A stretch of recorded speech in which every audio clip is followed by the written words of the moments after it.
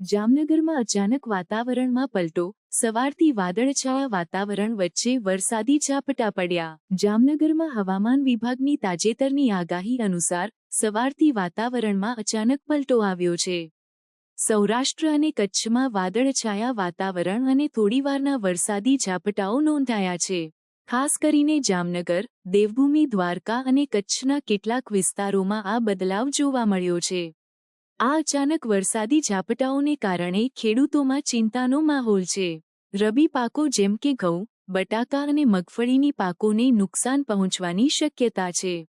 વિશેષ કરીને આ સમયે પાકો પકવવાની પ્રક્રિયામાં છે અને અચાનક વરસાદથી પાકો જમીન પર પડી શકે છે અથવા ફૂલો અને ફળોને નુકસાન થઈ શકે છે. હવામાન વિભાગે આગામી 4 દિવસ માટે સૌરાષ્ટ્ર અને કચ્છમાં હળવાથી મધ્યમ વરસાદ અને તોફાની પવન સાથે વરસાદની આગાહી કરી છે. આ સ્થિતિમાં ખેડૂતોને તેમના પાકોની સુરક્ષા માટે યોગ્ય પગલાં લેવા સૂચવવામાં આવ્યા છે. ખાસ કરીને ખેતરોમાં પાણી ભરાવાથી પાકોને નુકસાન થઈ શકે છે, તેથી યોગ્ય નિકાસ વ્યવસ્થા જરૂરી છે. આ અચાનક હવામાન બદલાવને કારણે સ્થાનિક વાણિજ્ય અને રોજિંદા જીવન પર પણ અસર પડી છે.